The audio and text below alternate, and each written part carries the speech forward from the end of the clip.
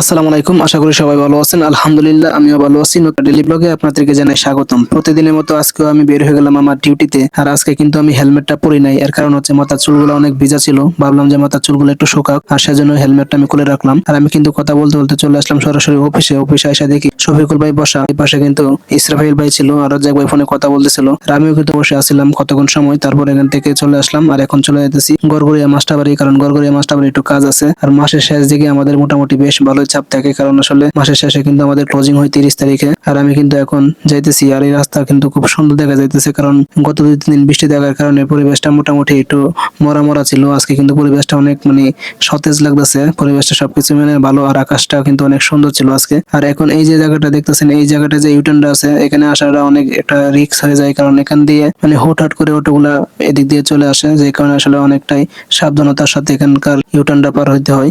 আর আমি এখন চলে আসলাম গড়গড়িয়া মাস্টারবাড়ি, আর এখানে এসে দেখি যে কাউসার ভাই এসে বসে রয়েছে। কাউসার ভাইয়ের সাথে দেখা হয় না অনেকদিন ধরে। আর এই পাশে যে দোকানের লোকজন ছিল, তারা কিন্তু রিমোট কন্ট্রোলের গাড়ি চালাইতেছিল বাচ্চাদের মতো করে। তো আমি ভিডিও করতেছিলাম, তারপর এখান থেকে চলে আসলাম সরাসরি কাউসার ভাইকে নিয়ে একেবারে মাওনা। আর মাওনা আসার পরে এখানে বসে আছিলাম, হঠাৎ করে দেখা হয়ে গেল রাজীব ভাইয়ের সাথে। আমি এক রাজীব, উনি হচ্ছে আরেক রাজীব। এই দোকানে আরেকজন আছে রাজীব, তো উনি মূলত চাকরি করে একটা ফ্যাক্টরিতে। তো যাই হোক, ওখান থেকে মোটামুটি যে কাজটা ছিল সেই কাজটা সাইরে এখন কিন্তু চলে যেতেছি সরাসরি অফিসে। আর আজকে কিন্তু বাইরে কোনো কাজ করব না, আজকে সারাক্ষণ অফিসে থাকবো, কারণ আজকে মাস শেষে কিন্তু আমাদের ডিউটি করতে হয়, যে কারণে আসলে অনেক প্যারা থাকে আর কি। তো যাই হোক, আমরা কিন্তু বসে আছিলাম প্রায় সকাল থেকে, কিন্তু এখানে বসা ডিএসএম স্যার আইছে এবং আমিও ছিলাম। সবকিছু মিলে আসলে কোনো লাভ হলো না, তো আজকে আর ডিউটি করতে পারলাম না, এটা দুঃখজনক বিষয়। মার্কেটে কাজ করা অবস্থায় সারাদিন কাজ করি, সারা মাস কাজ করি, যদি মাস শেষে আসলে ভালো একটা রেজাল্ট, ভালো একটা ফলাফল যদি কোম্পানিকে দিতে না পারি, তাহলে খুবই খারাপ লাগে। আর সবচেয়ে বড় কথা হচ্ছে, মার্কেটে কিন্তু যথেষ্ট পরিমাণ মার্কেট ভালো ছিল, কিন্তু আমাদের যে ডিলার সাহেব আছে উনি মূলত টাকা পয়সা দেয় নাই, যে কারণে আসলে খুবই কষ্ট লাগলো আজকে। কারণ মাস শেষে যদি কাজ করে যদি কাজের মূল্যায়ন না পাই, সেক্ষেত্রে আসলে এই কাজের কোনো দাম নাই। তো